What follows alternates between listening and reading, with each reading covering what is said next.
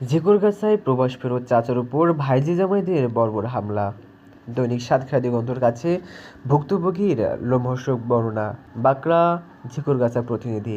যশোরের ঝিকরগাছা উপজেলায় বাঁকড়ার পৈতৃক জমি ও গচ্ছিত অর্থ আত্মসাতের উদ্দেশ্যে মালয়েশিয়া প্রবাসী আবু বক্করকে পিটিয়ে জখম করার অভিযোগ উঠেছে তার আপন ভাই ও ভাইঝি জামাইদের বিরুদ্ধে।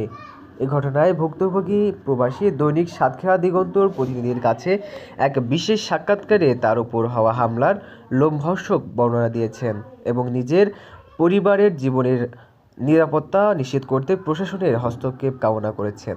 সাক্ষাৎকার প্রদানকালে আবেগপ্রুত কণ্ঠে আবু বক্কর জানান, দীর্ঘ 15 বছর প্রবাসে হাড়ভাঙ্গা খাটুনি দিয়ে উপার্জিত অর্থের একটি বড় অংশ তিনি বড় ভাই আব্দুর রাজ্জাকের কাছে পাঠিয়েছিলেন। সম্প্রতি দেশে ফিরে সেই হিসাব ও পৈতৃক জমির বণ্টন নিয়ে কথা বললে তার উপর ক্ষিপ্ত হয় রাজ্জাক ও তার পরিবার। তিনি আরও জানান, গত 3 জানুয়ারি 2026 তারিখ বাঁকড়া আলিপুর লালটুর মিলের সামনে তাকে একা পেয়ে রাজ্জাকের 2 জামাতা মিলন ও রানী গতিরোধ করে। কোনো কিছু বুঝে ওঠার আগেই মিলন তার হাতে থাকা মোটর বাইকের হেলমেট দিয়ে আবু বক্করের মাথায় সজোরে আঘাত করে। হামলায় গুরুতর আহত আবু বক্কর বর্তমানে চিকিৎসা নিলেও হামলাকারীদের অব্যাহত হুমকিতে বাড়ি ছাড়া হয়ে পালিয়ে বেড়াচ্ছেন।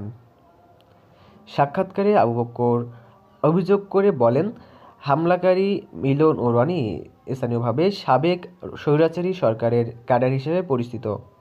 তাই এই পারিবারিক ও জমি সংক্রান্ত বিরোধকে ভিন্ন খাতে প্রবাহিত করতে বাঁকড়া 1 নম্বর ওয়ার্ড বিএনপি নেতাকর্মীদের জড়িয়ে সামাজিক যোগাযোগ মাধ্যমে বিভিন্ন মিথ্যা অপপ্রচার চালাচ্ছে।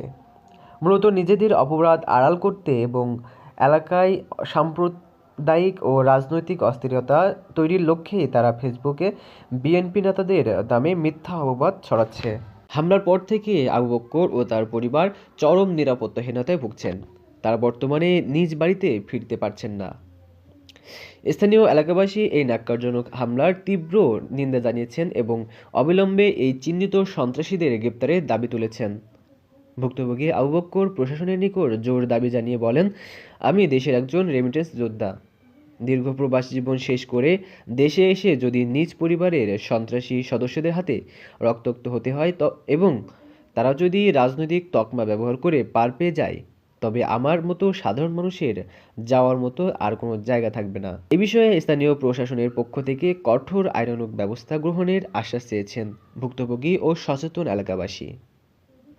Samir Chowdhury, DSD TV.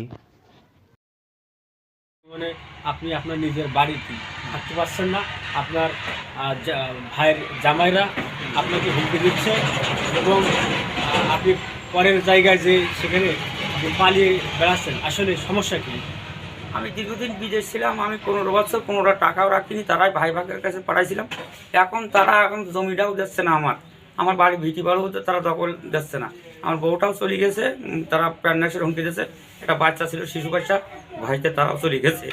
এখন আমার প্রতিবাদে বেড়াচ্ছি আমি এখন নিশ্চয়ই আপনাদের দ্বারা চলা, আপনারা যেটা বিচার করবেন সেইটা আমার ফাইসাল্লা।